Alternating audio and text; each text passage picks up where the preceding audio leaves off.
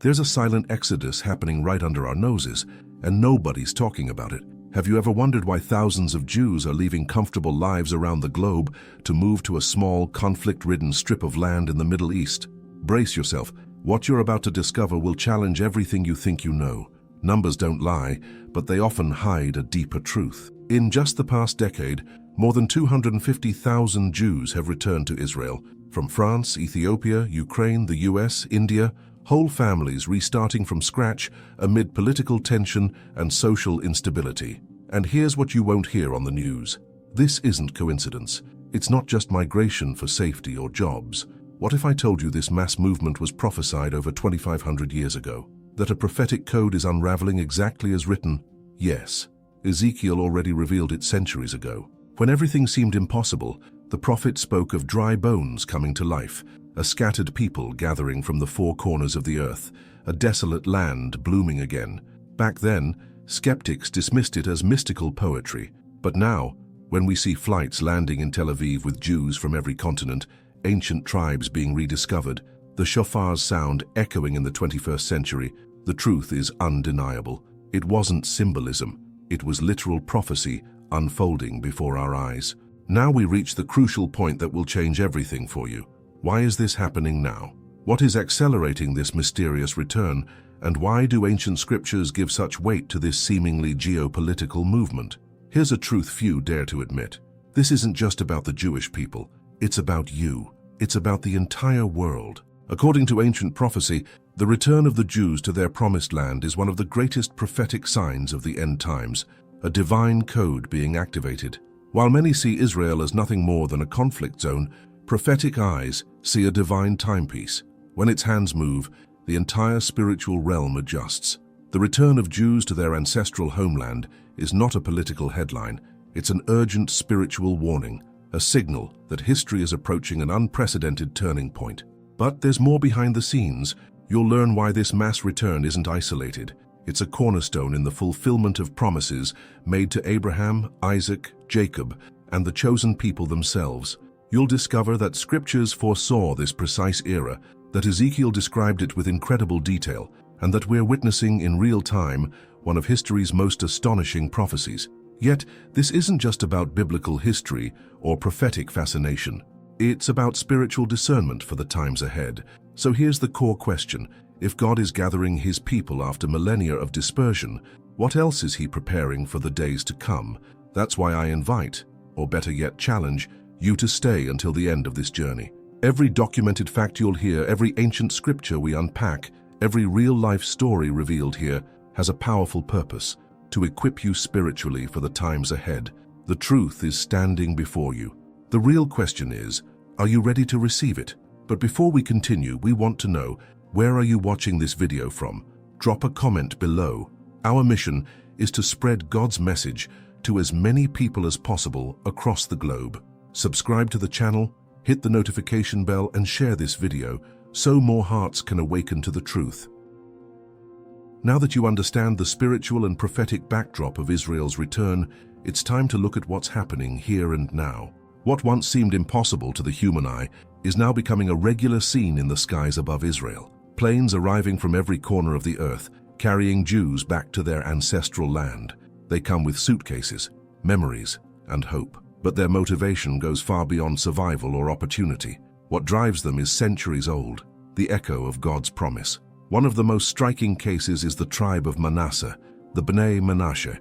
According to historians and rabbinic authorities, this group descends from one of the 10 lost tribes of northern Israel, exiled by the Assyrians in 722 BC. After centuries of dispersion, they settled in northeast India, where they preserved Jewish customs, ancient rituals, and unwavering faith in the God of Israel. Now, nearly 2,700 years later, they are returning, thousands of them, fulfilling a prophetic cycle once deemed impossible. Another powerful example is the Jewish community of Ethiopia, known as Beta Israel. Cut off from the global Jewish world for centuries, they kept the Sabbath, followed kosher laws, practiced circumcision, and clung to their roots with astonishing faith. Despite famine, civil war, and religious persecution, they never abandoned their identity. In 1991, during Operation Solomon, over 14,000 Ethiopian Jews were airlifted to Israel, in one of the largest rescue missions in modern history. Many fell to their knees upon landing in Jerusalem, weeping, sounding the shofar, a literal fulfillment of Isaiah 11:12 in front of the world's cameras. Today, over 150,000 Ethiopian Jews live in Israel. Many are the children and grandchildren of those rescued decades ago. The recent war in Ukraine triggered a new wave of return. In 2022, as conflict erupted, thousands of Ukrainian Jews applied for Aliyah, the legal right to return to Israel. Even amidst bombs and fear, Israel sent planes, built shelters, and created air bridges to bring them home. Another clear echo of Isaiah 43:5. Do not be afraid, for I am with you. I will bring your children from the east and gather you from the west. In France, the rise of anti-Semitism has caused thousands of Jews to leave in recent years. In 2021 alone, immigration requests to Israel jumped by 137%. Many had never even visited Jerusalem before, yet something deep within stirred, the call to return. Even in the United States and Canada, considered safe havens, something is shifting. A growing unease, a spiritual alert, a sense that something is about to happen. On a single flight, over 2,000 American Jews recently arrived in Israel. Doctors, soldiers, teachers, young and old, all moved by a force deeper than logic. They know something is changing, and it's time to be where God said everything would begin and end. These movements are not isolated. They're happening across Latin America, Europe, Asia, and North Africa. Different languages, different stories, different cultures, but one shared destination, Zion. And when you see this through spiritual eyes, it becomes clear. This isn't migration. This is prophecy unfolding. What's happening before us is what the prophets saw in visions. The Bible is coming alive. Every family stepping off a plane in Israel isn't just relocating. They are fulfilling a promise spoken by God millennia ago. Every tear on their face echoes the ancient words, I will bring them back to their own land. So now the pressing question is, why now? Why are so many tribes from so many regions returning all at once? That's what we'll explore in the next part, because the physical return is just the first step, and what comes next might take us straight to the heart of the final events in human history.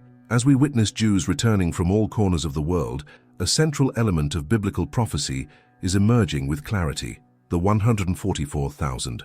This number has sparked debate. Some say it's symbolic, others call it a mystery, but the Bible is clear. The 144,000 are real, literal descendants of the 12 tribes of Israel. In Revelation 7, the Apostle John describes a vision right before the most intense judgments of the end times.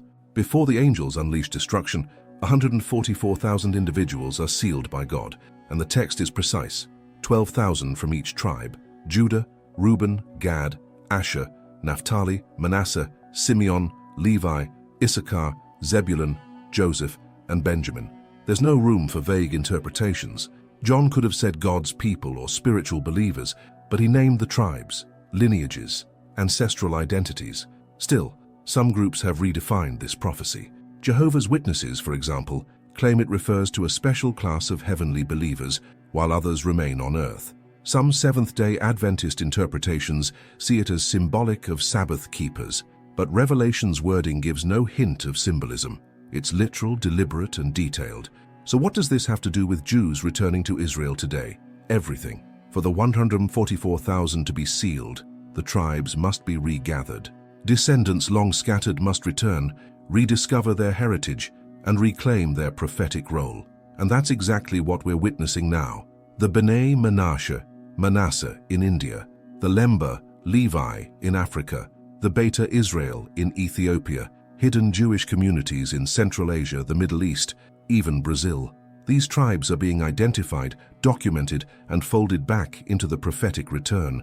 The tribes are literally being regathered. Isaiah 11:12 foretold it. He will raise a banner for the nations and gather the exiles of Israel. He will assemble the scattered people of Judah from the four quarters of the earth. Ezekiel 37 confirms, I will make them one nation in the land. That includes the reunification of the tribes that were once divided into the northern and southern kingdoms. This return is not just physical, it's prophetic, strategic, and end-time in nature. Every Aliyah, every rediscovered tribe, every Jew returning to their roots is part of a larger divine design. This isn't the work of governments or NGOs, it's the hand of God. The time of dispersion is ending. The time of restoration is accelerating, because the 144,000 must be exactly where the prophecy said they would be, in Israel, in their land, in their origin. We are witnessing the stage being set for the final act of history, and it all points in one direction. God is about to fulfill something far greater. In the next segment, we'll reach the climax of this journey, what all of this reveals about the time we're living in, and how close we truly are to the return of the Messiah. Now stop and think with me. If Jews are returning in haste, if the lost tribes are being rediscovered, if even nations that once ignored Israel are now turning their eyes toward Jerusalem, then the unavoidable question is, what comes next? The answer is found in the logic of prophecy itself. The physical restoration of Israel has always preceded a greater spiritual move. It happened during the Exodus, again after the Babylonian exile, and it's happening now. But this time it's not about rebuilding a temple, redrawing borders, or restructuring a nation. This time it's about the end. In Matthew 24, Jesus describes Israel as a fig tree that would begin to blossom again. He says, "When you see all these things, know that it is near, right at the door." Matthew 24:33. And now we are seeing it. We see the fig tree blossoming. We see Ezekiel's vision rising from dry bones. We see Isaiah's prophecy unfolding in real time. But many are still asleep. While the world views the Middle East as just another geopolitical conflict, those with spiritual discernment see a prophetic clock ticking fast. The hand is moving. And every flight landing in Tel Aviv with returning Jews is another tick signaling we're nearing the end of the age of the Gentiles. God is gathering his people, not by coincidence, but by design, by fulfillment. And the next phase of the plan won't be silent. The 144,000 will be sealed, the trumpets will sound, and the world will be confronted with the literal fulfillment of everything foretold. And you? Do you see what's unfolding before your eyes? Or will you wait until it's undeniable, when it may already be too late? The return of Jews to Israel is more than a chapter in modern history. It's a warning. It's a reminder that God fulfills every promise, even after thousands of years. You can try to explain this movement with geopolitics, sociology, or economics, but none answer the silent yet burning question, why now? The answer is profound, because God is still writing this story, and once again, Israel is at its center. Even after centuries of rejecting the Messiah, persecution, exile, and war, God has not abandoned his people. As Paul states in Romans 11:29, "For God's gifts and his call are irrevocable." What we see today is a living reminder that the God of the Bible does not change, fail, or forget. He fulfills his promises, raises his people, and is paving the way for the final act. The return to Israel is more than historical restoration. It's a divine message to all of us. The time is now. And if prophecy is unfolding with such precision in Israel's return, what does it reveal about what still lies ahead? About the rapture, about judgment, about the glorious return of Christ?